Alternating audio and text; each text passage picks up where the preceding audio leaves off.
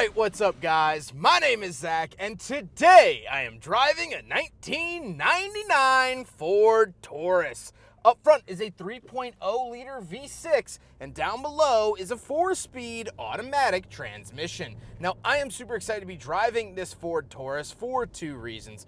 First of all, it's a clean, good example of a Ford Taurus from this era, of which I haven't driven. I've done the SHO from this era, but never just the regular Taurus. And so today, I'm excited to share that with you. But the second reason, the more personal reason, is the fact that I grew up with a mid-90s Ford Taurus. Here's a picture of me and my brother when we were very small in front of said car. And so today, I'm gonna be reliving a lot of nostalgia here with the Ford Taurus. But if you'd like to submit your own vehicle and have it reviewed here on the channel, you can head on over to my website, zackpradel.com/submit. It's a quick and easy submission form. It takes under a minute to fill out, and I come out to you. And if you'd like to see all my videos weeks or sometimes months in advance, you can head on over to my Patreon for only $5 a month. But let's get back to that 3-liter V6 under the hood. Well, there's a very important distinction that needs to be made with that 3-liter V6 because the Taurus was offered with two different 3-liter V6s. Now, this is the one that you want. This is the dual cam Duratec engine. So it's 24 valve and makes about 200 horsepower, where the other 3-liter Vulcan V6 only made 145. So you get 55 more horsepower out of this engine. Now, there was, of course, the SHO as well that had a Yamaha V8. But for the regular average Joes, we just got the 3-liter V6s. The Vulcan is also a pushrod engine. Doesn't rev as freely. This is kind of the one that you want. Like I said, paired to a 4-speed automatic. They all had 4-speed automatics, and it's doing the job. It's a lazy 90s automatic transmission. It shifts in the same amount of time it takes me to get up and change the channel on the TV when the clicker falls on the floor. Last but not least, the Taurus is, of course, front-wheel drive, as it was since its conception in the mid-1980s.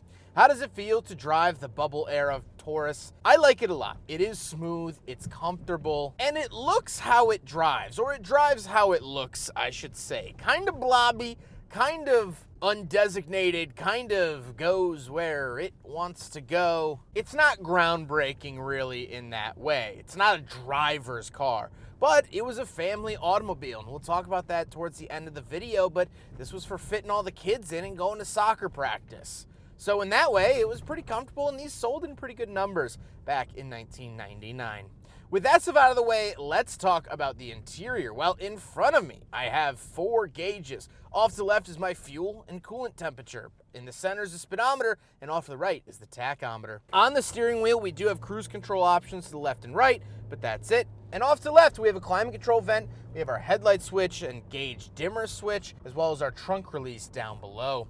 Moving up onto the door, we have our power mirrors up top, lock and unlock, and power windows. You'll start to notice in the interior that nothing has a straight line in it, and that's the overall design cue. Similarly, moving into the center, we have 2 asymmetrical climate control vents and our oval radio. This also incorporates the electronic air conditioning, which has been relatively faulty for the owner, but it seems to be fixed now, and I'm not gonna tempt fate. But look, everything is oval except for the cassette player, because that can't be oval. I read somewhere that there's over 200 different ovals throughout the design of this vehicle, and I think the radio eats up half of that. We do have a pull-out ashtray and cigarette lighter down below the oval radio, and then moving into the center, we do have the bench seat. The bench seat is very, very comfortable. You sink into it, and I remember as a kid sitting in between my parents when my brother had 2 friends in the back seat, going on trips, going to the store, going out to eat, and sitting in this middle seat. That brings back a lot of nostalgia. But what also brings back the nostalgia is the fact that you can flip over the bottom of the seat, and now you have a center console with cup holders. We'll do a big freaking bottle test. It comes very, very close, but it does at the end of the day fail. But very, very cool to see that sort of flip over contraption. And that to me is just like burned into my memory of this car. I remember it puzzling me. I was like, how the heck did they make that work? And obviously as an adult, I now understand, but very cool nevertheless. However, speaking of cool seats and whatnot, we do have back seats, so let's go do a back seat review. All right, getting in the back of the 99 Ford Taurus, stepping in here, closing the door. Wow, this brings back so much nostalgia. And actually, funny enough, my parents, as you saw, was white, and I think it had these wheels. So this is like the perfect Ford Taurus of when I grew up. So tons of nostalgia there.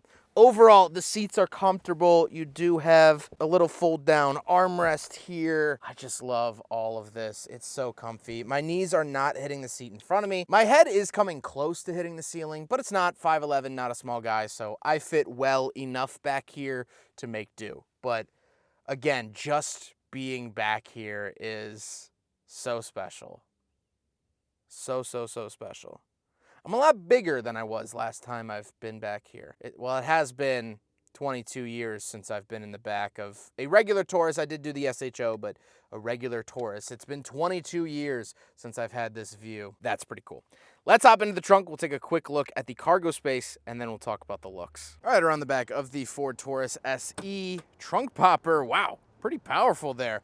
And we have tons and tons of trunk space. I remember this so incredibly well as a kid. We put one of my bicycles back here. We had to twist the handlebars a weird way, but we were able to do it.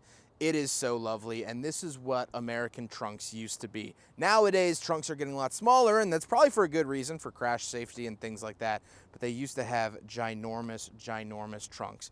So very, very cool. Fuel pump shutoff apparently is over there, and we do get a spare tire, which is very, very nice. That was very status quo of the 1990s, but nowadays, a lot of cars don't even come with spare tires. So nice to see that in the 99 Taurus. Now we gotta talk about the looks, and obviously the oval theme continues with the exterior of the car. Not only is the car itself loosely an oval, but the headlights are ovals. The badges are obviously ovals. Everything is oval. And I think to me, this really says, like, this is Ford saying, we're done with the straight lines of the 80s.